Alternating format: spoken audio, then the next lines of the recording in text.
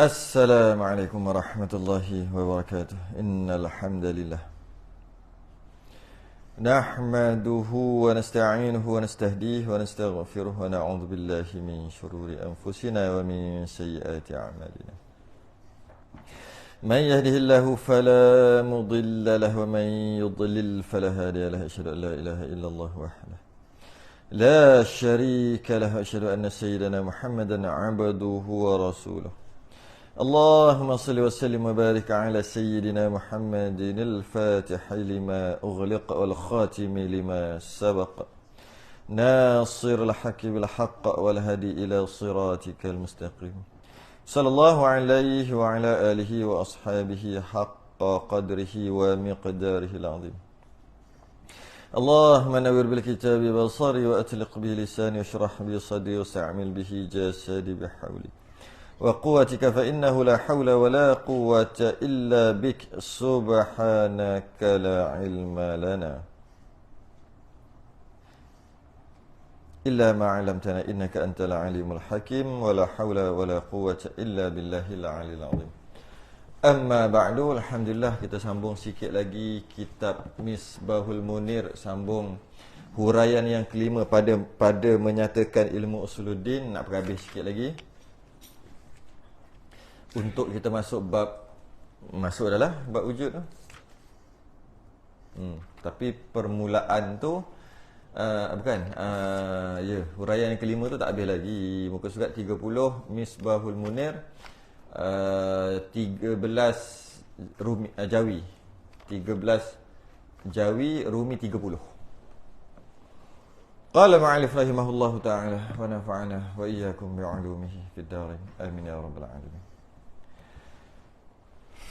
Dan dikehendaki dengan dalil. Ni apa ni? Dalam kita mempelajari ilmu tauhid, dalam mempelajari ilmu tauhid, tak center lah. Wuduh Pak. Dalam mempelajari ilmu tauhid perlu ada dalil. Perlu ada dalil. Dia tak sama macam ilmu fiqh. Ilmu fiqh tak wajib dalil. Tak perlu ada dalil bagi kita orang awam lah ni. Bagi para ulama dia wajib ada dalil. Sebab dia ulama. Bagi orang awam untuk beramal tak wajib ada dalil. Cuma kalau ada dalil tu bagus. Kalau tak ada dalil pun tak apa. Malah tak perlu kita nak kecoh-kecoh tentang dalil, asalkan kita ambil daripada para ulama, memadai lah. Dan macam tu pun kita dok buat pun tak. Selama ni kita buat pun macam tu lah. Mana ada dalil-dalil pun kan. Kita sembahyang 5 waktu cari dalil, tak pernah terfikir pun dalil. Sembahyang fardu 5 waktu, mana dalilnya? Bila sebut dalil tu Quran hadis lah, ijma' qiyas. Tapi perkataan bagi orang awam macam kita, perkataan ulama tu dah kira dalil lah. Dalil dia dalam kitab dia. Tapi kalau ulama tak boleh, dalam kitab tu bukan dalil. Bukan. Tapi kita orang awam dalam kitab tu dalil lah. Dah jadi dalil lah tu bagi kita orang awam. Itu kalau ilmu fiqh. Tapi ilmu tauhid dia mesti kena ada dalil. Tapi cuba kita perhati, sebahagian orang, sebahagian kumpulan, dia sibuk dalil bab fiqh tak? Tak boleh buat mana dalil, tak boleh buat. Tapi bab tauhid dia tak apa sibuk bab dalil. Perasan tak? Ada golongan-golongan tertentu ni yang kalau bab fiqh ni sikit-sikit nak dalil aja dia. Sampai serabut kita. Tapi kalau bab tauhid tak ada bincang pun bab dalil. Sedangkan yang kena cari dalil ni bab tauhid. Bab fiqh orang awam tak perlu cari. Cuma bukannya salah nak cari. Carilah bab apa pun. Cuma kalau bab tauhid ni yang kena sentiasa bincang bab dalil. Bukan bab fiqh. Kata pengarang, dan dikehendaki dengan dalil yang wajib atas tiap-tiap mukallaf itu dalil yang ijmali. Jadi secara ijmal, secara borong, secara apa dia panggil? Ijmal. Secara apa? Dia khusus lawannya? Umum. Umum. Dalil yang umum. Ijmal tu umum. Dalil am. Memadai dalil am. Dalil apa ni? Tentang Tuhan saja lah. Kalau nak kata Tuhan tu berkuasa, dalil. Tuhan itu ada, dalil. Tuhan itu kekal, dalil. Tu dalil tu dalil ijmal, dalil umum memadai. Dalil umum dah memadai bagi orang awam. Bagi tiap-tiap mukallaf mesti wajib tu, tapi umum, dalil umum ijmal pun dah memadai. Iaitu yang rantai empunyanya bagi diri. Iaitu yang rantai empunyanya bagi dirinya. Apa? Rantaian. Kan sekarang rantaian. Kalau ambil an kat belakang tu jadi tu. Rantaian daripada dalil tu, dia ada rantaian dia.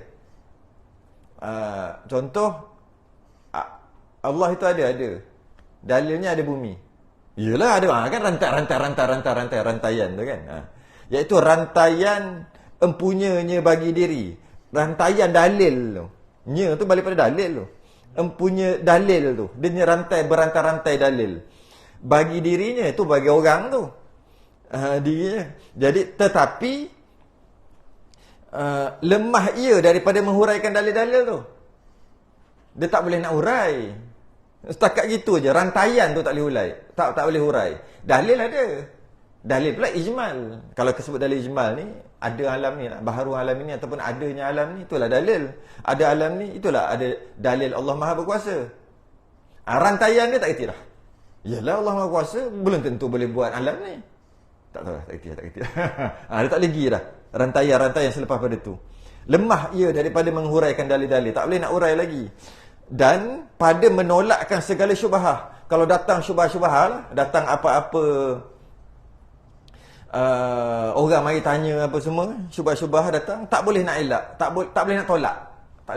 Tak erti. Ya. Yang didatangkan atasnya bila datangkan dekat dia yang ada dalil ijmal tadi, atau pada menolakkan iktirad ke atasnya. Bantahan lah iktirad. Iktirad tu bantahan. Kalau ada bantahan, habis kalau macam tu, tak erti aku, tak erti dah. Tu. Tak erti dah. Itu dalil ijmal. Dan dalil ijmal ni memadai. Perbahasan yang dalil yang umum, yang ringkas, yang kasar.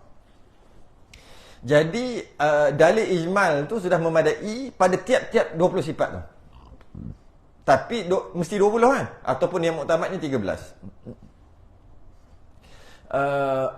Bila disebut 20 tu termasuk yang mustahil. Itu secara umum kata yang 20 lah. Bukan 20 sifat je. Semua 50. 20 yang wajib, 20 yang mustahil, 1 yang harus. Bila sebut tiap-tiap 20 sifat, bukan 20. Termasuk semua sekali. Contohnya dalil ijmal apa? Semua sifat-sifat Allah yang kita kata Allah begitu tu, semua dengan satu dalil, iaitu baharu alam ini ataupun adanya alam ni, ataupun alam ni ada. Allah itu kekal. Dalilnya ada alam. Apa kena-mengena Allah kekal dengan adanya alam ni? Tak tahu. Tapi adanya alam ni. Tapi boleh kait. Dia kena boleh kait sepatutnya. Boleh kait tak? Boleh tak? Macam mana nak kait? Tu fardu kifayah dah tu. Macam mana nak kait? Allah itu kekal. Dalilnya ada alam. Ataupun baharu alam. Baharu alam ini. Kok mana? Kok mana nak kait? Tapi ada lah. Jumpa lah. Kalau lagi. Dia ada bincang buat tu. Sebab alam ini semuanya baru. Semuanya akan musnah. Okey? Takkan yang menciptakan alam ini pun bersifat musnah. Dia kau nak jauh. Bawa jauh. Kalau kalau yang menciptakan alam ini pun bersifat musnah, iaitu tak kekal, macam tak kekal, macam mana dia boleh mencipta? Nanti dia akan kait sikit. Itulah. Tapi guna satu alasan saja, satu dalil. Dan dalil ni wajib. Dalil ijmal ni wajib. Jadi kalau kita kata, kalau kita nak kena pegang macam mana supaya nak elakkan daripada dosa tu, nak lepas daripada dosa, gitu lah. Allah tu wujud, dalilnya wujud alam ni, baharu alam ini. Macam orang tua duk ngapa dulu kan. Allah wujud kidam, dalilnya baharu alam ini, gitu. Dia apa gitu ya orang tua dulu. Baqa' dalilnya baharu alam ini. Esa dalilnya baharu alam ini. Qiyamu bin Nasir dalilnya baharu alam ini. Allah bersifat qudrah dalilnya baharu alam ini. Sebut kat mulut. Sebab wajib. Kalau tidak berdosa kalau tak tahu gitu. Cuma terangkan, tak reti. Tu tak apalah. Tak reti. Jadi kadang-kadang kita kata Allah malahnya, tapi benda tu wajib. Macam mana wajib kita belajar sembahyang, wajib kita belajar ni samalah wajib. Tapi jadi malas, kadang-kadang jadi malas. Sebab tak faham tu yang malas tu. Bila datang apa-apa kesamaran, kekeliruan yang boleh membinasakan hujah dalil baharu alam ini tadi tu, tak boleh nak jawab. Itu dia panggil dari ijmal. Sebab ada dalil tu secara umum aja. Tapi tak boleh. Kalau orang bawa datang, kamu tahu daripada mana? Langit, bumi ini dijadikan. Baharu alam ini, alam tu langit bumi lah kan? Ada, dijadikan lah. Baharu tu maksud dijadikan. Baharu tu maksud daripada tak ada kepada ada. Tu baharu kan? Jadi dalil Allah ada adalah, Tuhan ada adalah baharu alam ini. Alam ni daripada tak ada kepada ada. Okay. Bila-bila orang buat datang, dia kata, mana kau tahu? Engkau lahir-lahir, alam ni dah ada. Macam mana kau boleh kata, alam ni baru? Iaitu sebelum ni tak ada.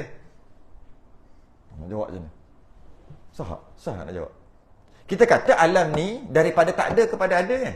Tu kita pegang. Alam ni sebelum ni tak ada, sekarang ni ada. Cuma sebelum ni tu lama lah, juta-juta tahun lah. Tapi sebelum tu memang tak ada alam ni.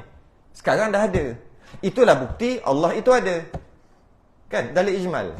Dia kata, mu tahu mana? Lahir-lahir kan dah ada alam. Mana tahu alam ni dia ada kan? Lainlah lahir-lahir, ada-ada, alam tak ada lagi. Betul. Alam dah ada dah. Barulah logik. Macam nak jawab?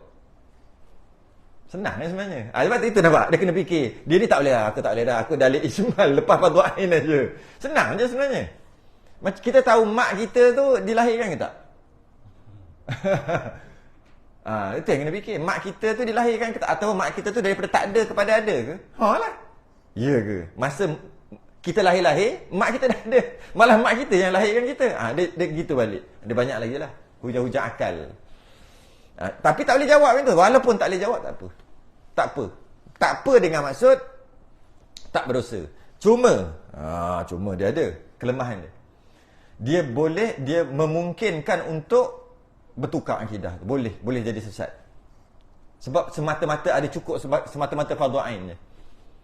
Cukup sekadar tu je. Dia mudah. Taklah mudah, dia boleh. Boleh jadi bila datang hujah-hujah dia boleh terkona. Boleh. Sebab tu nak kena ada juga.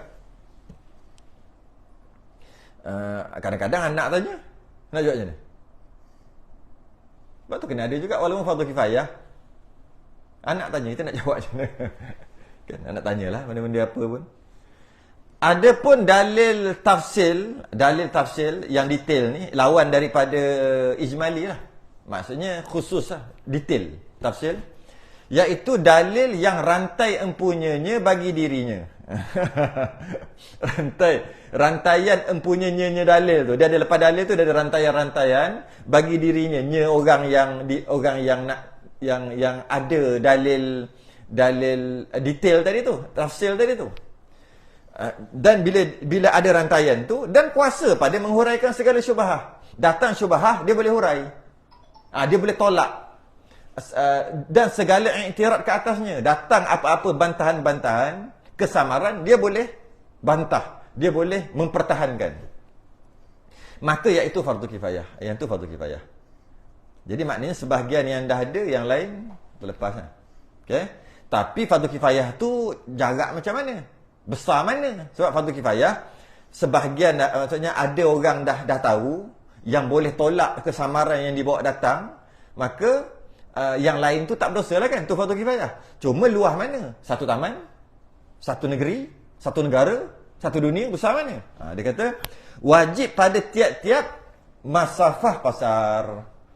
Maksudnya 90 km radius. Itulah bahasa sekarang. Masafah qasar tu 90 km radius. 90 km tu qasar, itulah yang boleh qasar tu. 90 km. Jadi kita duduk sini 90 km radius. Ada tak orang yang boleh menolak kesamaran jika datang? Ada, maka semua tak berdosa lah. Tak ada, semua berdosa. Ada berapa ribu? 3,000 orang duduk situ. 3,000 orang berdosa. Yakni perjalanan yang harus qasar.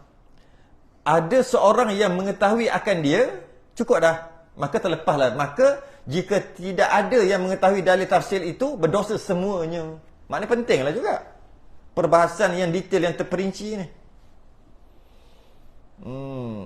Jadi kita dapat faham kadar fardu ain, kita dapat membezakan akidah yang salah dan benar. Itu fardu ain. Kalau orang kata aku tak tahulah betul ke salah, maka dia sebenarnya tak selesai fardu ain lagi.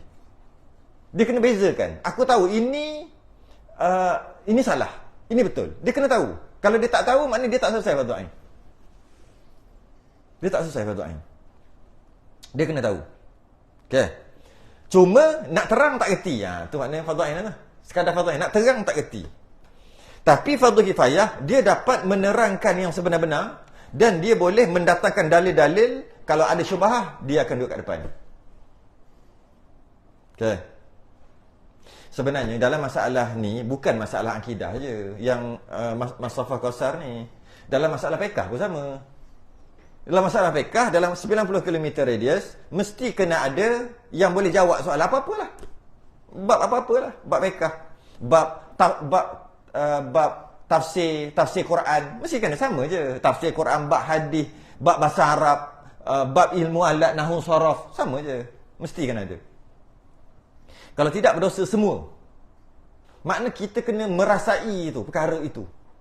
Oh, nasib baiklah dia tu tahu bab ni, lepas dosa aku. Kena rasa gitu. Apa-apa bab fiqh semua pun. Mungkin kadang-kadang bab fiqh tu dia tak tahu semua. Mungkin dia tahu separuh, tapi separuh lagi dapat cover orang lain pula. Tak kisah. Nasib baiklah dia tu dapat selesai semua bab-bab haid dan nifas. Kalau tidak, berdosa kami semua. Kena rasa gitu. Berdosa memang berdosa. Cuba kita fikir, agak-agak dalam 20 tahun lepas, ada tak orang tahu haid nifas? Dalam masafah 90 km. Orang kalau saya pergi ikut pengalaman saya, boleh kata berdosa semua waktu tu. Ikut pengalaman kita yang kita ada lah, mungkin salah. Ikut kajian kita lah. Pergi tanya. Tapi sekarang ni insya-Allah banyak lepas. Tapi dulu 20 tahun lepas, 30 tahun lepas.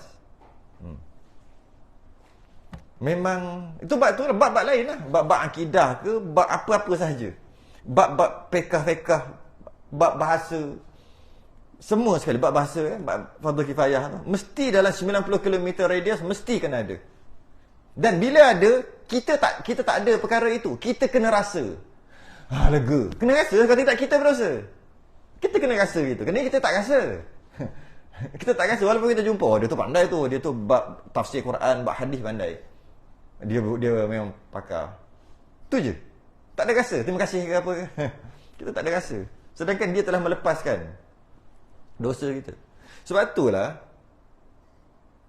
dia adakan jawatan qadi. Itu tujuannya. Cuma tak wajib ada qadi. Cuma kenapa dekat negara kita ada qadi? Malah mufti pun ada sampai berapa belas? 14 ke 15 mufti. Negeri ada berapa? 14 negeri tak? Tapi wilayah ada mufti juga.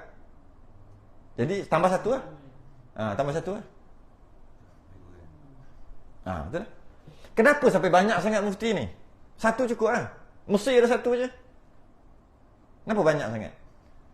Pertama, betul lah, tak perlu banyak pun tak apa. Itu tak ada masalah. Tengok tempat lah. Ada tempat tak banyak, tak kisah. Cuma nak beritahu, dah lah mufti ada.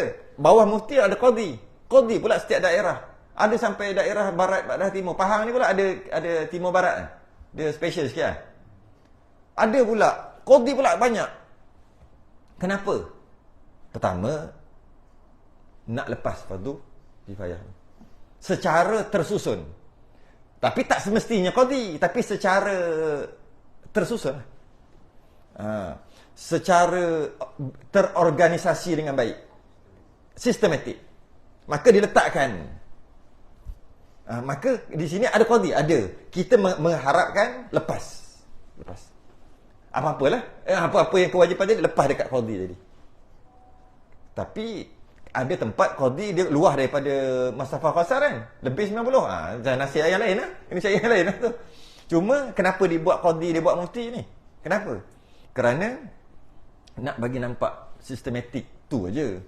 Tapi dari segi mengangkat kewajipan fardu kifayah, bukan qadi, bukan. Kalau dalam keadaan qadi dok ada pun tak ada yang tak terangkat fardu kifayah, beberapa tempat yang tak terangkat fardu kifayah, kalau tak ada qadi, lagi dah teruk. Tu faham maksud tu. Jadi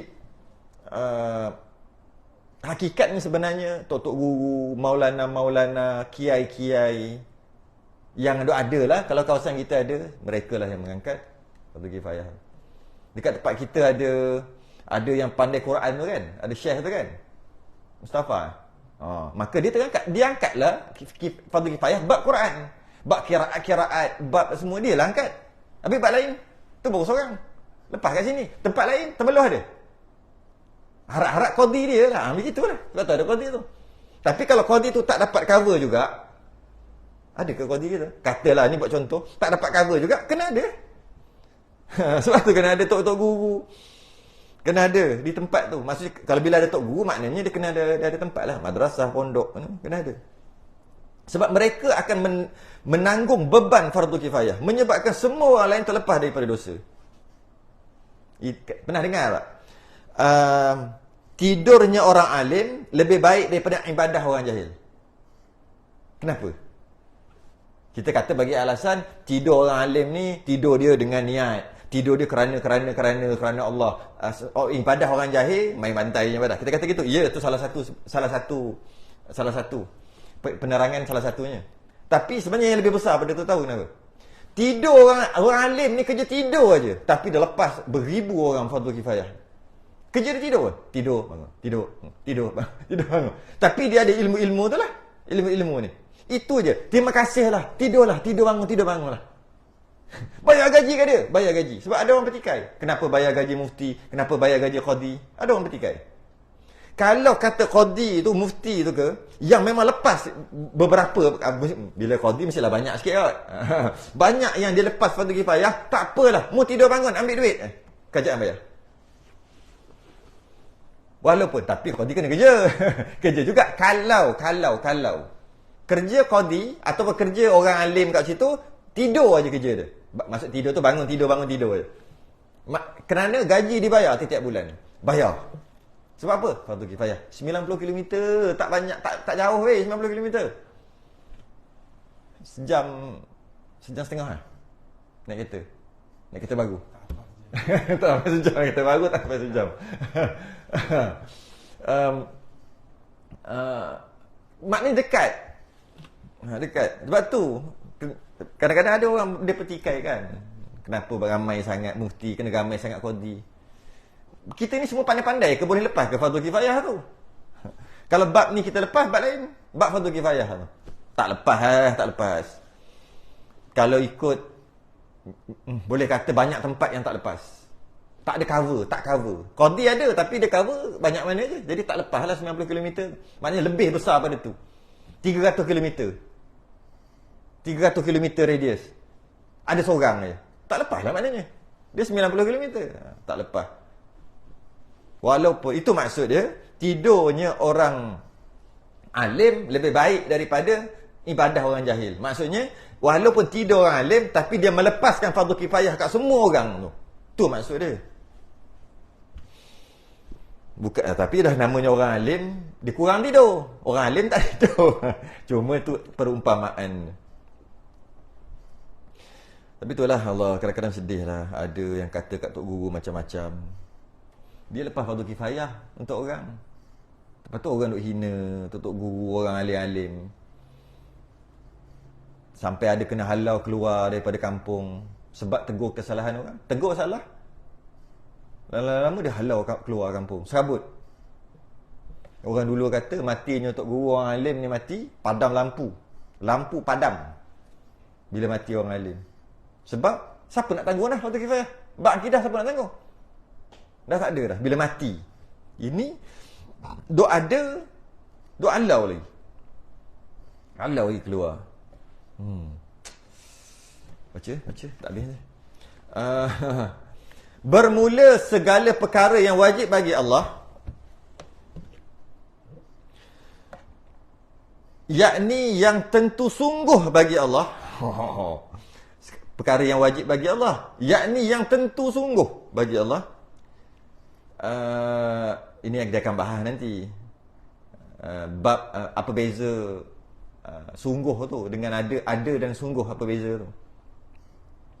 Yang wajib atas tiap-tiap mukallaf mengetahui serta mengaku dengan tentu sungguh di dalam hati mereka amat banyak, tidak dihingga akan dia melainkan Allah. Maksud infinity lah, tidak terhingga.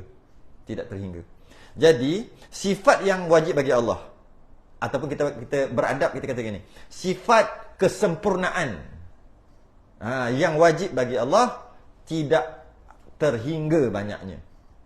Tidak terhingga banyaknya. Infinity tu tidak terhingga ke? Infinity dia ada hingga tak? Dia ada stop tak? Infinity. Tak ada infinity lah. Infinity. Tidak terhingga. Orang tu kata apa? Tak ada sup tak? Sup. Tak sup. Tak ada ngesuk. Sup. Sut. Cuba cari apa maksud perkataan tu. Ta ke to belakang. Sut ataupun sutok. Mesti ada, mesti jumpa lah kali. Oh, besar rupanya. Jumpa. Tak ada sut. Tak ada penghujung. Sifat kesempurnaan. Maksudnya banyak, tak habis-habis. Tak ada, infinity lah. Okey. Amat banyak. Dan itu kita kena pegang. Allah mempunyai sifat kesempurnaan yang tak terhingga banyaknya. Yang siapa yang tahu? Hanya Allah je tahu. Allah tahu dengan apa? Dengan ilmu Allah yang tidak terhingga juga. Sebab ilmu kita terhingga. Ada noktah. Maka wajib mengaku di dalam hati mereka itu dengan sungguh semua itu bagi Allah Ta'ala. Okey, itu secara ijma', secara umum sifat-sifat kesempurnaan bagi Allah tidak terhingga banyaknya. Lepas tu orang kata apa? Belajar Allah ada 20 sifat. Allah ada 20 sifat, dia kata. Manusia ada lebih 20 sifat. Tiba-tiba dia kata Tuhan ada 20 sifat. Bukan. Bukan sifat 20 tu Allah ada 20 sifat, bukan. Dah sebut awal-awal, Allah mempunyai sifat kesempurnaan yang tidak terhingga banyaknya. Habis yang 20 tu apa? 20 tu yang wajib belajar satu-satu. Wajib belajar satu-satu yang 20 tu, ataupun yang muktamadnya 13. Dan segala lawan bagi yang wajib itu daripada segala yang mustahil pun kena belajar juga. Yakni perkara tentu yang tidak atas Allah Ta'ala. Mesti tidak, mustahil. Sebab tu kena belajar yang mustahil. Tadi, kuliah maghrib tadi. Belajar berkaitan dengan istinja. Bab istinja. Ia istijmar. Sapu dengan tisu. Atau dengan benda yang keras. Tak nak pakai air, boleh istijmar. Ambil tisu atau benda yang keras. Keras ni banyak makna. Ketika maghrib tadi, nampak ada orang salah faham dah. Baru sebut keras. Jadi, kena guna alat dia mesti alat keras. Rupa-rupanya keras ni banyak maksud. Sebab tu boleh jadi salah faham. Keras ada lawannya lembut. Keras lawan lembut. Dan keras juga banyak makna. Antara makna lain, macam jangan lalu depan tu. Keras. Ada hantu. Keras juga. Jangan belajar dengan dia. Ustaz tu, sebab apa? Kerah. Jalan gini, kerah apa jalan gini? Dia ada maksud banyak. Jadi macam mana nak faham maksud keras? Nak istinja mesti yang keras. Macam mana nak faham keras? Kena bagi tahu opposite dia, yang sebaliknya, yang bertentangan. Keras lawannya nak kata keras tu. Bukan, cair. Nampak? Kenapa boleh saya kata salah tadi semua? Kenapa boleh kata salah? Sebab tak tahu yang sebaliknya, yang mustahil, yang sebaliknya lah, yang opposite. Dengan tak tahu yang opposite boleh salah. Dalam bab haid, kan? Pekat lawan apa? Antara sifat haid, warna, bau, warna dan apa? Pekat, kepekatan, kelikatan. Pekat lah. Pekat lawan apa? Bukan. Cahaya tu maksud apa? Cahaya. Salah, bukan yang tu. Pekat ni maksudnya lawan apa dalam bab haid? Macam air gula dengan air paip. Air gula tu pekat, air paip tu tak pekat. Tapi bukan maksud cair. Pekat tu maksud cair. Megah apa? Megah sagar, megah ni. Merun dengan merah jambu. Itu cair juga. Bukan maksud tu, bukan maksud tu. Nampak? Salah, macam mana nak faham sungguh? Kena faham yang sebalik. Sebalik. Sebab tu kita kena belajar yang mustahil. Sedangkan yang mustahil tu tak ada dekat Allah. Buat apa belajar? Belajar yang ada dekat Allah je lah. Tak boleh. Kau tidak salah faham. Tengok tadi salah faham. Keras bukan lawannya lembut, lembek, bukan. Keras lawannya cair. Sebab cair kan lawan dia keras juga. Jadi bila faham lawan cair, baru faham. Oh, maksud keras tu ia berbentuk fizikal. Dia bukan cair, bukan cecair macam tu. Dia pepejal. Baru boleh hurai. Macam mana boleh hurai? Sebab faham yang di sebalik. Kalau tak faham sebalik, semua salah jawab. Okey. Macam sebab tu kita kena belajar yang mustahil. Belajar yang mustahil supaya tahqiq, supaya kemas sungguh yang wajib tadi. Yang wajib. Okey, sikit contoh.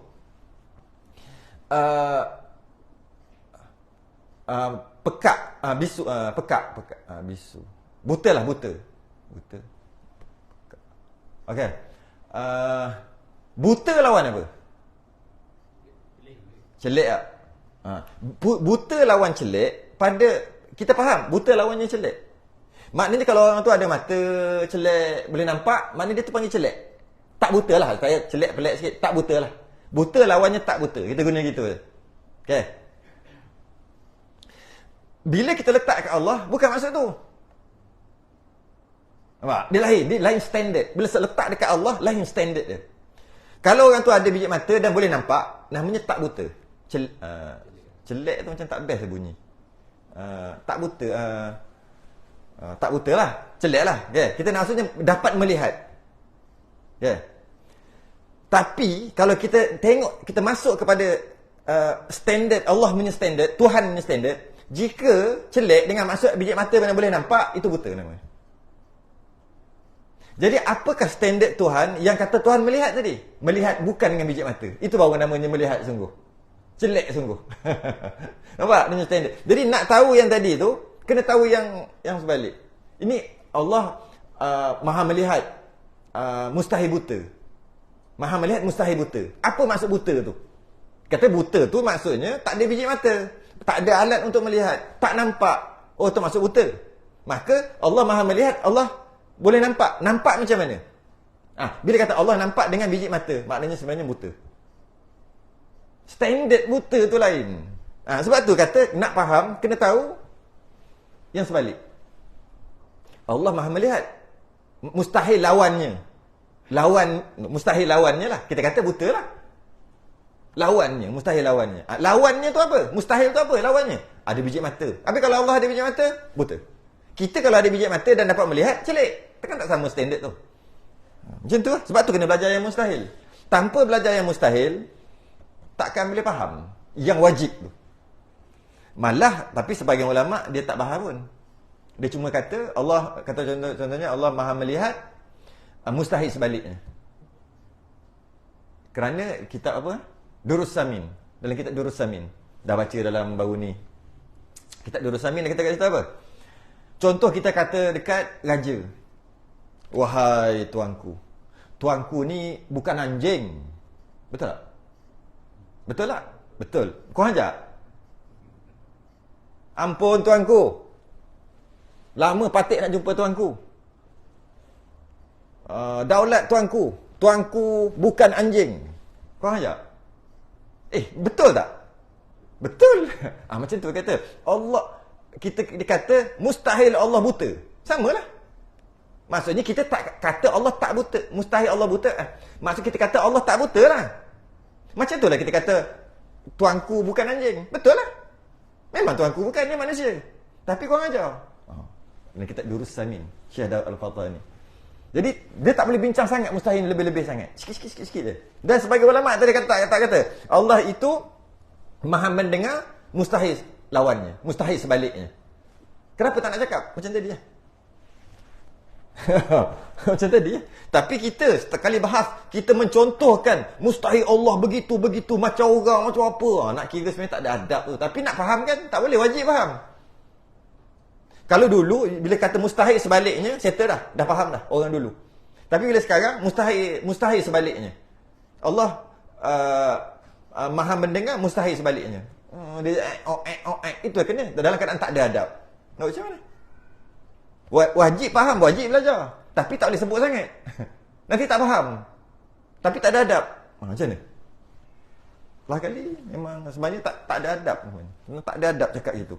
Cakap kita apa ni, kalau Allah tu jenis turun. Kan? Kau ajar tu sebenarnya. Kalau Allah kata turun, maknanya bila Allah turun daripada atas ke bawah. Bila kata Allah itu duduk, kan contoh aja tu. Tapi tak boleh sebenarnya. Cuma kenapa disebut juga? Tok Guru pun sebut juga. Kenapa? Sebab nak bagi faham, orang sekarang payah nak faham tak macam orang dulu. Kalau orang dulu cakap mustahil, dah settle lah. Sekarang cakap mustahil lah, benda lah mustahil, tak mustahil lah. Mustahil apa? Duduk atas kursi. Lengah-lengah bangun. Dia jadi merapu. Jadi nak tak nak terpaksa tidak beradab lah juga. Habis tak boleh nak cakap macam ni. Okey. Itu kita Durus Samin tu. Jadi kena belajar yang mustahil. Tiap-tiap mukallaf wajib belajar yang mustahil. Mengetahui serta mengaku dengan tentu sungguh di dalam hati. Bukan. Ini. Dan segala lawan bagi yang wajib itu daripada segala perkara yang mustahil. Wajib belajar juga. Jadi perkara yang tentu tidak atas Allah Ta'ala. Allah kata tak macam tu. Kena belajar juga sebagai nak mentahkikkan, memantapkan fahaman yang wajib tadi tu. Okay? Kena belajar yang sebalik. Atas tiap-tiap mukallaf mengaku dalam hati mereka itu dengan tentu tidak semuanya, tentu tidak Allah binasa, tentu tidak, dan itu pun banyak juga. Ini secara ijmal lah, secara umum. Maksudnya Allah mempunyai sifat kesempurnaan yang tidak terhingga banyaknya, dan mustahil lawannya. Mustahil lawan yang tidak terhingga tadi sebanyak mana, itu secara ijmal lah. Tetapi yang wajib atas tiap-tiap mukallaf mengetahui serta mengaku sungguh di dalam hati. Maksudnya detail satu-satu. Dengan bilang satu-satu itu 20 sifat, 20 aja. Tapi muktamad 13 je. Sebenarnya 20 juga. Yang 13 tu dibahas dalam sifat ma'ni sekali. Kaunuhu tu dibahas dalam sifat ma'ni. Dan lawan pula 20 serta dalil-dalil bagi tiap-tiap satu itu. Yang 20 ni kena ada dalil tiap-tiap satu tu. Walaupun dalil ijmal. Dalil secara umum. Dan 20 sifat yang wajib atas mukallaf mengetahui itu setengah daripada perkara yang diijma' ulama' atasnya. Ijma' ulama'. Senang je. Satu perkara yang ijma' ulama', siapa tolak kafir. Walaupun perkara sunat. Simpan janggut. Sunat. Ijma' ulama'. Ada tak ulama' kata tak sunat? Tak ada. Semua kata sunat. Simpan janggut. Cuma kalau tak simpan, tak salah. Sebab dia sunat. Ada orang. Tapi dia menolak. Dia mengatakan tak sunat. Tak sunat simpan. Dia tolak tu. Maka kafir.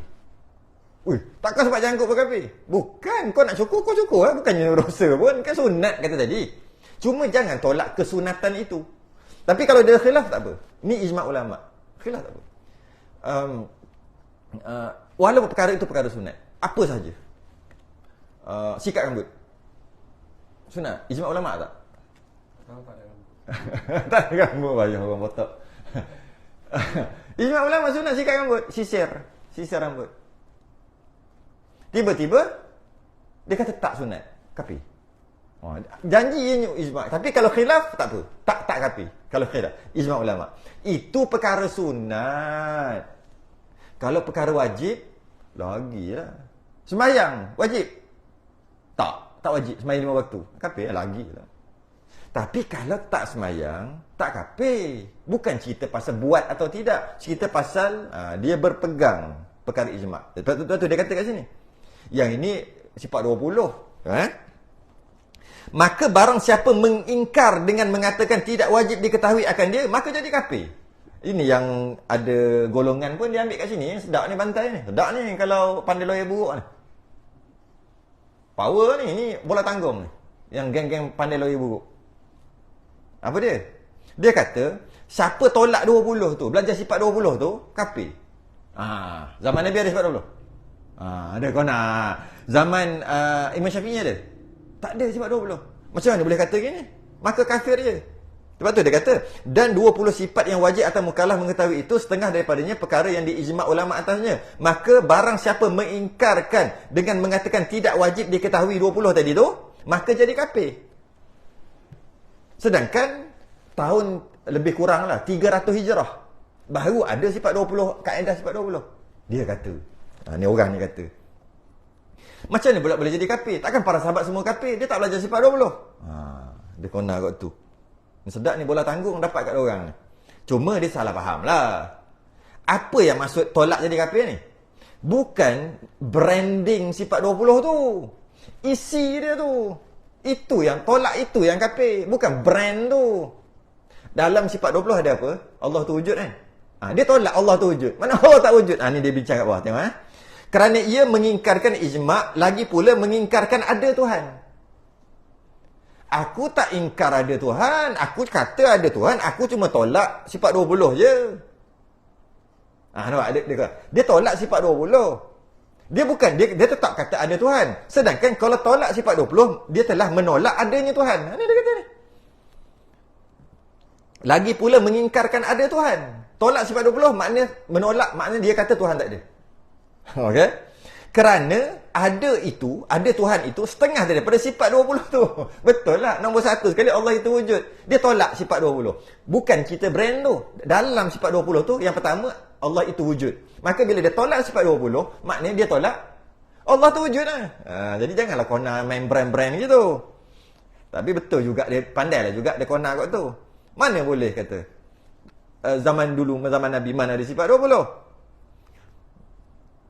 Maka menolak sifat 20 bukan menolak sifat 20 brand tu, menolak yang ada dalam sifat 20, iaitu Allah tu wujud, qidam, baqa', mukhalafah. Betul tak jadi kafir kalau kata Allah itu tidak qidam?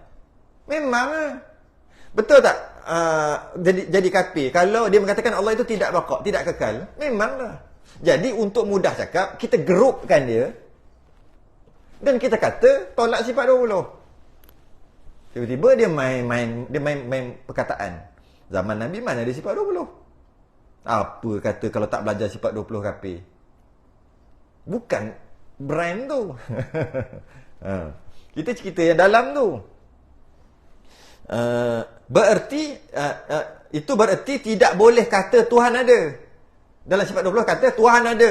Dia kata tak payah, tak boleh. Dia tolak sifat 20. Maka dia kata kita tak boleh kata Tuhan ada lah. Dan sebagainya. Maka orang yang tidak boleh berkata dengan ada Tuhan itu kafir, wal iyazubillah. Wal iyazubillah. Nampak? Sebenarnya ke situ.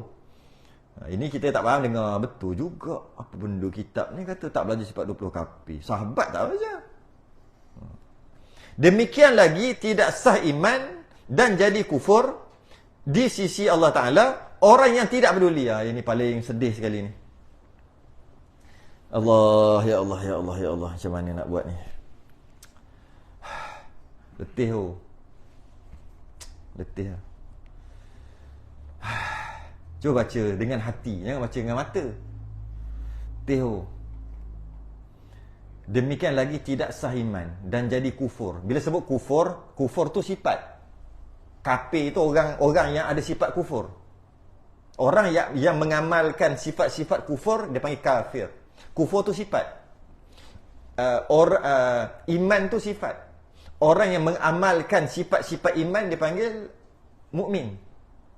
Islam tu sifat. Orang yang mengamalkan Islam, sifat-sifat Islam ni dia panggil muslim. Jadi kalau baca dengan hati ni tak boleh nak baca rasa. Demikian lagi tidak sah iman, tak sah iman dan jadi kufur. Kafir lah di sisi Allah, bukan di sisi kita, di sisi Allah. Orang-orang yang tidak peduli, ramai tak? Itu yang rasa tak boleh rasa. Kadang-kadang tak payah cerita, orang keliling kita, keluarga kita. Lagilah rasa macam tak boleh nak nafas rasa. Orang yang tak peduli. Tapi kafir di sisi Allah ada tak kata, ni dia kata, payah bahasa-bahasa tauhid pakai, aku pakai bahasa kampung. Bahasa kampung terus dia kata. Sebab benda ni penting. Ada tak kata, tidak pun tak kata. Dia nak kata ada pun tidak, tidak pun tidak. Itu dari segi keberadaan Tuhan. Mungkin kat Malaysia tak jadi gitu. Semua kata Tuhan tu ada. Yang lain, kidam. Allah itu tidak ada permulaan. Tuhan itu tidak ada permulaan pun dia tak kata. Tuhan tu ada permulaan pun dia tak kata. Yang itu ramai. Mungkin keberadaan Tuhan tu dalam, rasanya lah, dalam tanah Melayu ni, tak ada orang kata tak ada Tuhan. Semua orang jahil macam mana pun dia kata ada Tuhan. Maka selesai satu. Ada 19 lagi. Kalau ambil yang muktamad lah, ada 12 lagi. Kan 13 muktamad, ada 12 lagi. Tuhan itu kekal. Tuhan itu kekal pun dia tak pegang. Tuhan itu tak kekal pun dia tak, musnah pun dia tak pegang. Itu mungkin tak ada kot. Semua kata Tuhan tu kekal. Tapi tidak ada permulaan. Ramai tak faham pun maksud tidak ada permulaan tu apa. Kidam tu tidak ada permulaan tu tak faham apa maksud tidak ada permulaan. Tidak ada permulaan tu apa? Lawan dia baharu lah. Ada permulaan. Apa. Tak reti pun. Maknanya dia dalam hati dia tidak mengatakan Allah itu tidak ada permulaan. Dan dia juga tidak mengatakan Allah itu ada permulaan. Dua-dua tak? Oh dah gitu aja. Dalam bab tu, maka kufur. Dia salah satu aja. Kalau kekal, wujud dengan kekal mungkin okey lah kot. Okay. Wujud, kidam, baqa', mukhalafah. Tak sama dengan yang baru. Ini pun sama. Ada tak? Dia kata Tuhan tu tak sama dengan yang baru pun tak ada. Dan dia kata Tuhan tu sama dengan baru pun tak ada. Ini orang yang tak peduli apa. Dah dua dah yang banyak berlaku tu. Tak peduli pun. Dua dah. Padahal satu pun dah kafir dah. Dia Allah tu sama dengan baru tak? Benda baru-baru ni apa? Baru apa? Tak faham aku. Tu pun tak tahu. Allah itu baru pun dia tak kata. Allah itu tak sama dengan baru pun dia tak kata. Itu ada. Dengan qidam. Dua dah. Wujud qidam, baqa', mukhalafah, qiyamuhu binafsih. Lagi lah, jauh lah, tak faham apa. Qiyamuhu. Wahdaniyah, esa. Esa dari sudut satu tu je lah. Esa dari sudut zat pun, dari sudut sifat, dari sudut af'al pun tak gagal kat situ. Dari sudut zat mungkin okey kot. Allah tu satu. Wahdaniyah. Qudrah, Allah itu kuasa. Mungkin kata semua kuasa tak ada masalah kot kan. Iradah. Iradah pun banyak gagal. Habis bila kata Allah menghendaki perkara baik dan perkara buruk keruk kening, maknanya iradah dia problem lah. Sebab kehendaki, tentukan tu iradah. Problem. Kudrat iradah, ilmu. Problem, ilmu. Problem macam mana? Esok Allah tahu tak nak jadi apa? Ramai orang kata, mana Allah nak tahu? Tunggu jadi baru Allah tahu. Ilmu, problem. Oh, banyak. Maka di sisi Allah dia kafir. Sebab ada pun tak kata, tak ada pun tak kata. Itu dalam masalah wujud lah. Bahkan semata-mata senyap. Kalau bahasa sekarang duk blur kita, blur. Ikut, cari makan balik, balik kampung. Cukup air raya, pergi raya, semayang, pergi balik. Pergi kerja, bah celek-celek. Kumpul duit, buat rumah, mati mampu lah, geram tu. Senyap gitu. Bila kata penting belajar, wajib belajar ni. Oh, wajib lah. Pergi balik tengok TV. Belajar wajib ni. Ni banyak ni. Ni bukan nak tak payah tengok orang jauh, tengok orang dekat-dekat pun banyak ni. Adapun pada zahir dihukum akan dia Islam. Zahir Islam lah. Maksud bila zahir Islam maksudnya sebab jika ia berasal dari keturunan Islam. Maknanya kalau kahwin dengan dia sah, kalau isteri, kalau suami kahwin dengan dia sah. Walaupun dia tak tahu benda tadi. Walaupun dia kafir di sisi Allah. Kahwin dengan dia sah. Tapi di sisi Allah kafir. Bila sebut kafir, kekal neraka selama-lamanya. Berkembang belum lama. Dia sembelih boleh makan. Tukang sembelih. Tapi bila cerita tentang ketuhanan, dia tak tahu pun. Allah itu tidak ada permulaan. Sifat ilmu Allah. Tak peduli. Tak tahu dengan maksud. Kata ya pun tidak, tidak pun tidak. Yang tadi itulah yang blur je gitu. Sembelih, macam mana sembelih dia? Boleh makan. Kalau dia mati, tanam kat perkuburan Islam, mandi kapan solat tanam, jangan tak solat pula. Puasa, dia puasa, tapi di sisi Allah dia kafir. Maka wajib atas yang hidup membicarakan kematiannya, membicarakan kematian tu maksud buatlah yang fardu kifayah tu. Apabila mati, wallahu alam. Ngeri ya. Ngeri bukan kat kita, ngeri kat tengok orang sekeliling. kat kita ni kita tahulah kita punya akidah macam mana. Paling kurang pun lepas fardu ain. Yang kita ngeri ni kat orang sekeliling. Kadang-kadang mak ayah, kadang-kadang dah nasihat dah tak mau. Kadang-kadang kawan-kawan, kadang-kadang anak isteri. Yang dekat-dekat ni. Tak payah cerita yang jauh-jauh, yang dekat-dekat ni. Allah, memang takut sangatlah. Ya Allah, takutnya. Orang mengaji dia takut lah. Ngaji bab tauhid dia takut lah. Kalau orang tak ngaji dia tak takut pun. Relax lah. Relax lah. Takut benda.